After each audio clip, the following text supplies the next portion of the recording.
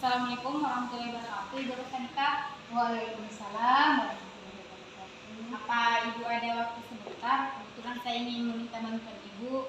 Pada hari ini ada teman saya yang ingin di coaching, Bu. Jadi saya ingin meminta bantuan kepada Ibu Rosanita untuk menjadi pengamat saat proses coaching saya tersebut. Apa Ibu bersedia?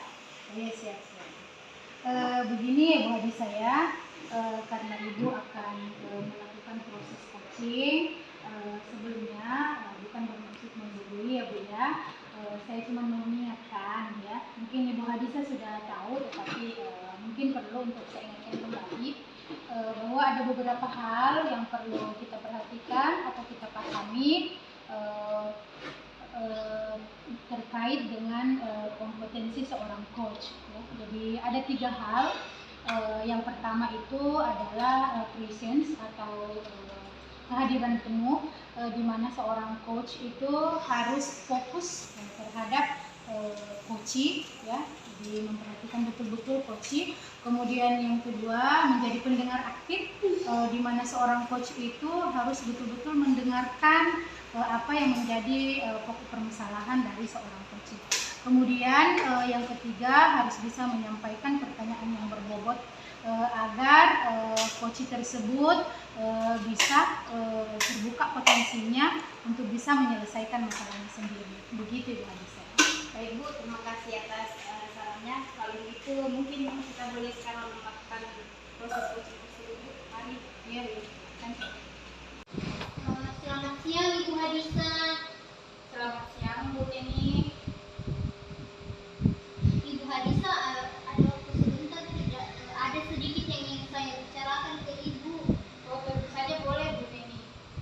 Kebetulan saya sedang santai karena pekerjaan saya juga sudah selesai. Oh iya Bu, mari Bu ke ruang guru. Mungkin lebih tenang kalau di ruang guru ya Bu ya. Mari duduk di sini Bu Neni, kita ngobrol santai saja. Terima kasih Bu, dan maaf sebelumnya mengganggu waktu Ibu Hadisa ya Bu ya. Oh iya Bu, tidak apa-apa kok Bu Neni, tidak mengganggu sama sekali. Ngomong-ngomong, apa yang ingin Ibu bicarakan dengan saya ya Bu? Kelihatannya sangat serius sekali.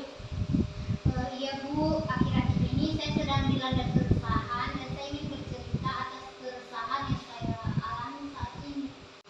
Nah Bu Neni, sekarang Ibu coba ceritakan apa yang membuat Ibu Neni resah saat ini. Begini Bu Hadisa, kemarin saya ditegur oleh kepala sekolah terkait ketidakdisiplinan kinerja saya selama ini. Ketidakdisiplinan yang bagaimana Bu Neni? Sampai Bu Neni mendapat teguran. Coba Ibu Neni jelaskan detail peristiwanya. Jadi begini ya Bu ya, kemarin itu saya dipanggil kepala sekolah ke ruangan beliau. Kepala sekolah menegur saya atas keterlambatan saya akhir-akhir ini. Padahal setiap kali datang terlambat, saya selalu minta izin lewat WA Bu. Lalu menurut Ibu Neni, alasan apa yang membuat Ibu Neni datang terlambat Bu? Ini Bu, saya datang terlambat itu bukan tanpa alasan Bu Hadisa.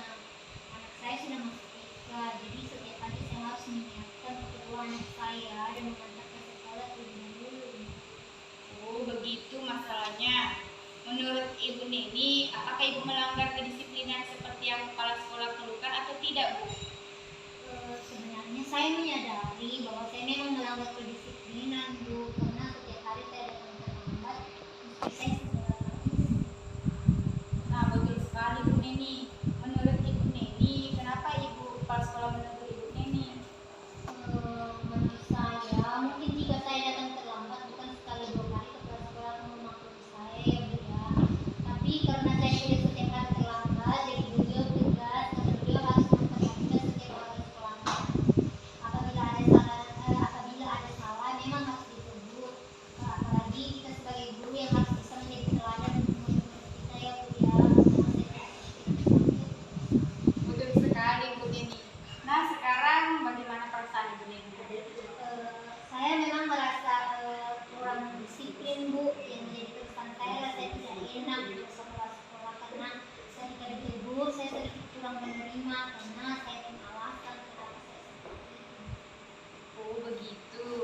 Jadi karena teguran kepala sekolah kurang Ibu terima, karena menurut Ibu Neni ada alasan dibalik keterlambatan Ibu. Jadi menurut Ibu Nini bagaimana dengan sikap Ibu tersebut? Ya, seharusnya saya menerima dan sadar bahwa yang saya lakukan memang salah, Bu. Tapi kemarin sedikit terbawa emosi karena saya bingung apa yang selanjutnya yang akan saya lakukan. Apa yang Ibu Nini akan lakukan setelah ini, Bu, untuk menghilangkan keresahan Ibu Nini? Rencana saya ingin menemui kepala sekolah, Bu, untuk minta maaf agar tidak ada kecanggungan antara saya dan beliau, Bu. Saya setuju, Bu Nini. Lalu bagaimana cara Ibu untuk memperbaiki masalah kedisiplinan Ibu Nini selama ini? Saya terbiasa bangun pagi, Bu, dan sebenarnya saya juga ada kakak yang bisa saya titipkan karena kebetulan anak dari kakak saya juga masuk TK yang sama, Bu. Sangat bagus, Bu Nini. Solusi yang akan Ibu Nini lakukan sudah sangat luar biasa untuk mengatasi masalah yang Ibu Nini hadapi. Nah, bagaimana perasaan Ibu Nini sekarang? Syukurlah, Bu, sekarang saya merasa lega karena jujur saya takut mengambil langkah dalam menyelesaikan ini, apalagi sudah berurusan dengan atasan kita. Saya agak khawatir takutnya salah. Syukurlah jika Bu Nini sudah merasa lega.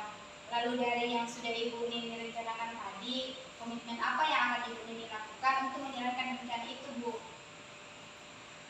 Mengenai hubungan dengan kepala sekolah, kepala sekolah ya, Bu, ya, saya akan mengutarakan permohonan maaf saya besok insya Allah. Dan masalah kedisiplinan kedepannya saya akan lebih awal datang ke sekolah. Namun sebelum itu saya akan bicara dengan kakak saya masalah anak saya yang akan saya titipkan kepada beliau, ya, Bu, ya. Itu ide yang bagus sekali, Bu Nini. Semoga masalah Ibu Nini dapat segera terselesaikan dan Ibu Nini dapat bekerja dengan suasana hati yang tenang tanpa dihantui rasa resah. Amin. Terima kasih ya Ibu Hadisa untuk waktunya. Karena telah mendengar keluh kesah saya, sekarang saya merasa sedikit lega. Semoga kita nanti menjadi guru yang bisa memberikan teladan yang baik untuk siswa kita, ya, Bu, ya. Amin ya robbal alamin. Sama-sama, Bu Nini. Baiklah Bu Hadisa, saya permisi dulu, Bu. Iya, Bu Nini, silakan. Terima kasih. Salam sehat, bahagia selalu, Bu, ya, Ibu Hadisa. Terima kasih kembali ya, Bu Nini. Baiklah Ibu Hadisa ya, setelah tadi saya mengamati proses coaching yang telah dilaksanakan oleh Ibu Hadisa, ada beberapa hal yang mungkin perlu saya sampaikan ya, Bu. Sebenarnya secara umum sudah bagus ya Bu Hadisa ya, bagus. Tetapi saya harus menyampaikan beberapa catatan, hal-hal yang perlu ditingkatkan mungkin ya Bu ya. Seperti misalnya mendengarkan aktif. Mungkin Ibu Hadisa perlu peningkatan atau perlu lebih fokus dalam mendengarkan secara aktif apa yang menjadi masalah dari coaching. Kemudian yang kedua, dalam penyampaian pertanyaan yang berbobot itu mungkin perlu ditingkatkan. Oh iya, Bu. Terkadang saya memunculkan asumsi dalam proses coaching saya tadi, Bu. Oh ya, tepat sekali yang Ibu Hadisa katakan. Jadi Ibu bagus sudah menyadari kekurangan Ibu selama proses coaching. Jadi kira-kira bagaimana rencana Ibu ke depannya, Bu?